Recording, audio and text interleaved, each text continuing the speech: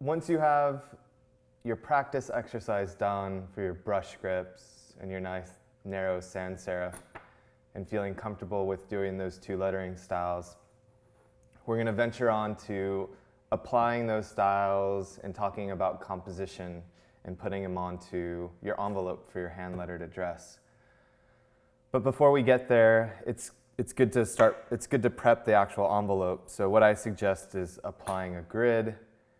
I just find it as a way to help figure out the way that the composition is going to lay down. It's nice that if things line up, especially the address information, so it's a little bit of extra effort, but it's actually worth it. So what I always do is, it's pretty simple. You can take whichever ruler that you have, and what I like to do is literally just go step by step.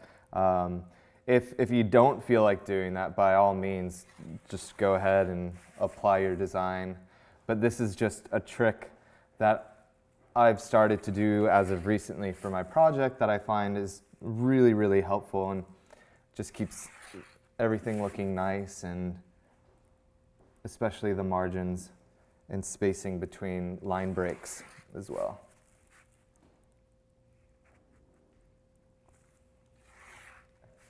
So what we're establishing here too that's really nice is almost a frame.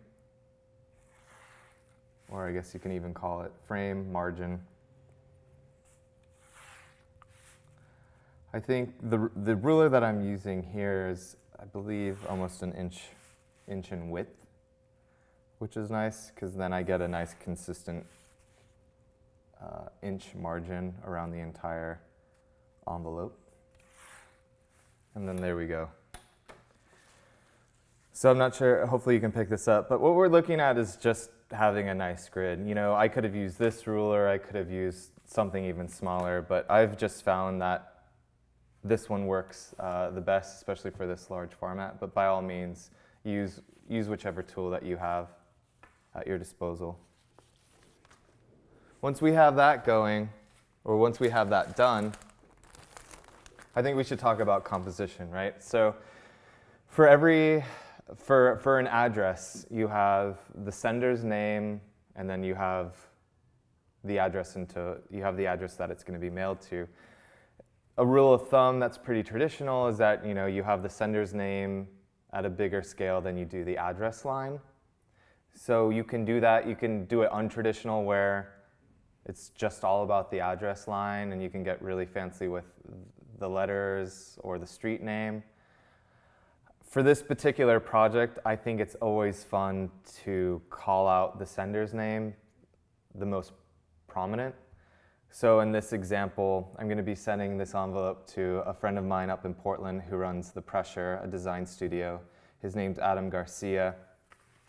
He just happens to have a nice short name, so what I decided to do is spell out Garcia from my bottom margin all the way to my top margin.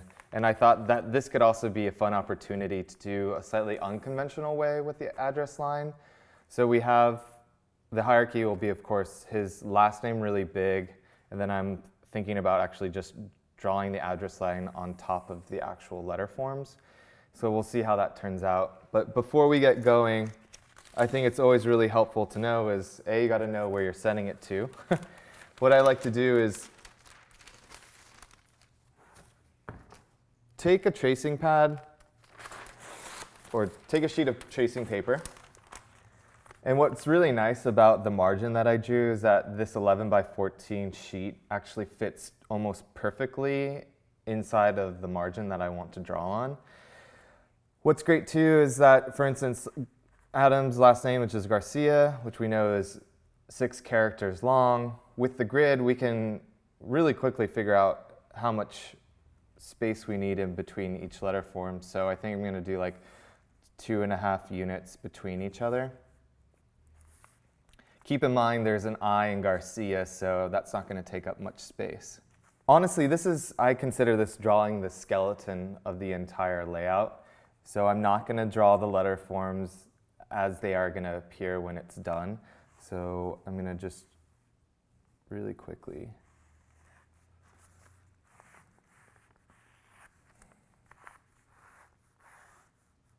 And this is a quick way to understand if you're gonna even like the layout before you commit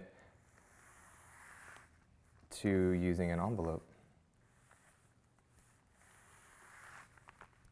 And what's nice too about having the grid, that way you can make sure certain things are lined up. You know, the crossbars in the A and the crossbar here on the G. Let's have the R lower. So as you can see, and I'm gonna actually mark this up with a pen. Again, this process is really rough, so don't worry about what it's gonna look like when you put the actual marker to the envelope. But in the meantime, like I said, this is just to help you understand what it's gonna look like, a good opportunity for you to figure out what type of hierarchy you want, either the name being prominent or the address. So it's 13 units across. So I'm going to do 6.5. 1, 2, 3, 4, 5, 6. So I'm just going to put a little bit marker. That's kind of that's the halfway point. And that way I know where certain things should break. So I'm thinking that I'm going to put this kind of almost banner motif to hold the address line information in. Again, don't be afraid to use a lot of tracing sheets to kind of help you expedite figuring out what the layout of the design is going to be. I'm a big fan of that because you can keep building upon it, much like you do a Photoshop layers. Work with the sheets of tracing paper to, you know, help edit things out or add things in. Is really beneficial. I'm going to see if I like this. I'm not sure yet.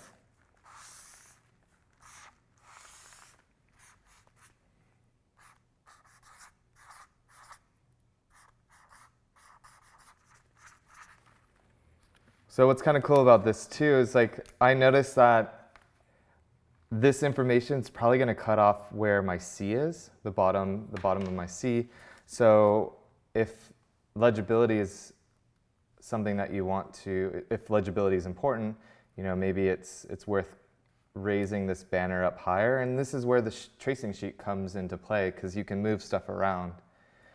Now I'm noticing that it's covering my R and I really want his name to stick out. So maybe I'm going to move the bottom bowl of the R up to accommodate. And then I can just have this here. So it looks pretty good. So again, what I'll do is I think take another pass. So what's nice about this is now we can kind of take that off and see what we're looking at. I'm not super happy with how this is looking, so I'm thinking that I might go a couple steps back. Instead of putting this information in like a banner holding shape, I think I might just keep this clean because there's something, you know, nice about keeping it relatively simple. I'm going to quickly look at putting this information maybe on a diagonal that actually is on top of all this information. Because how I'm thinking about this now, I'm probably going to use the really broad nib marker to do his name. And then remember I talked about having a variety of tools and having their thicknesses be varied as well, is use the kind of medium chisel point to do all of the secondary address line information on. So let's go a step back. I'm probably going to resurrect this sheet.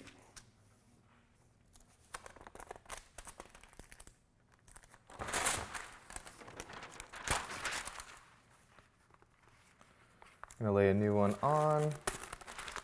Again, you know, it doesn't need to be perfect. I'm just kind of making sure it's somewhere in the center. I'm going to sketch out, I'm thinking like,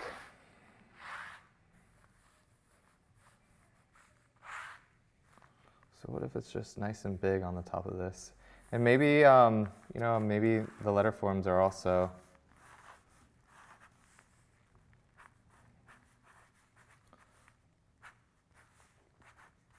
following this diagonal baseline that I've drawn as well.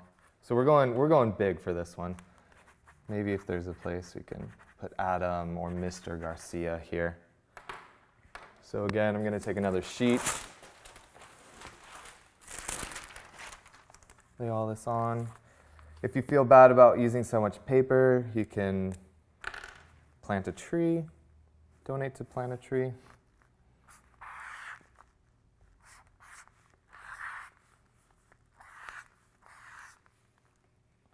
I'm always double checking that I've got all the information correct.